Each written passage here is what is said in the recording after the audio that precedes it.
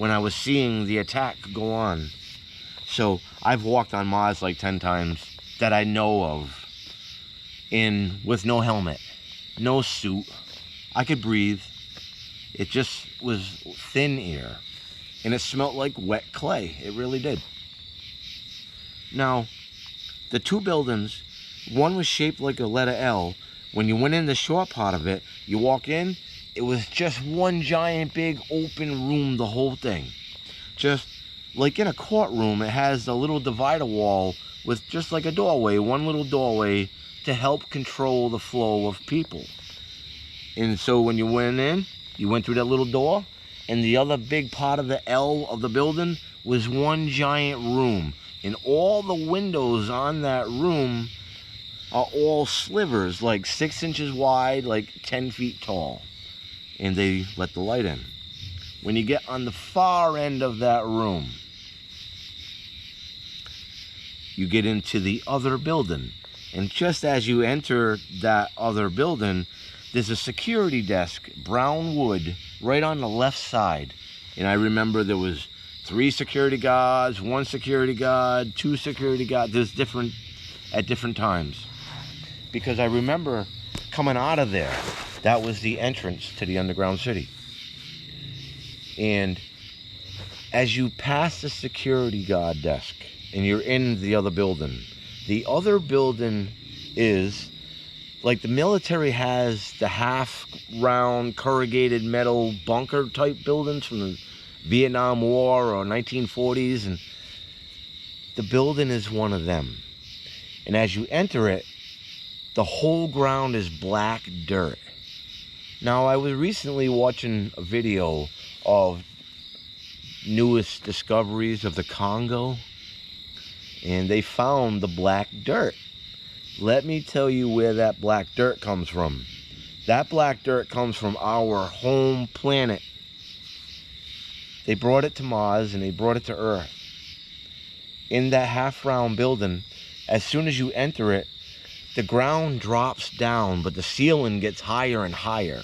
The ground is all that black dirt, and when you get to the end of that tunnel, you're in the second level of the underground city. And the only memory I have of inside of there is actually hooking up the plasma generator.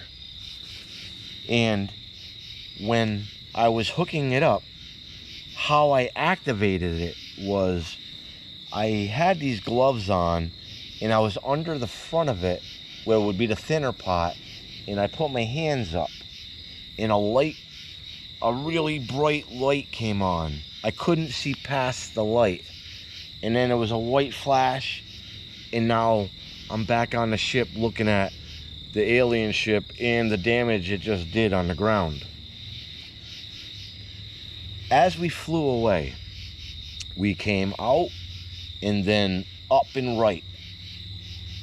If I want to position our home planet from this view, it's down and left. Because when I was looking out that window, it was up and left. As we flew away, I looked forward and I was able to see, I counted by 2s, 28 other ships just like what I'm flying in, of all of us escaping the attack.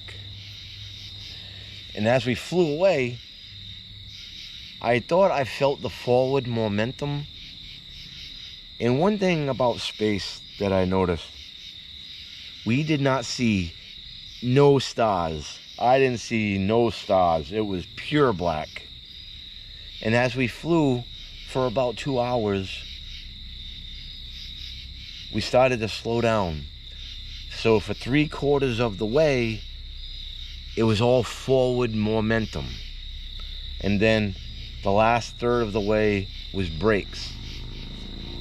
As we came by the moon, first, we had no luggage, we had no water, we had no food, we had nothing at all inside that craft except for what we were wearing.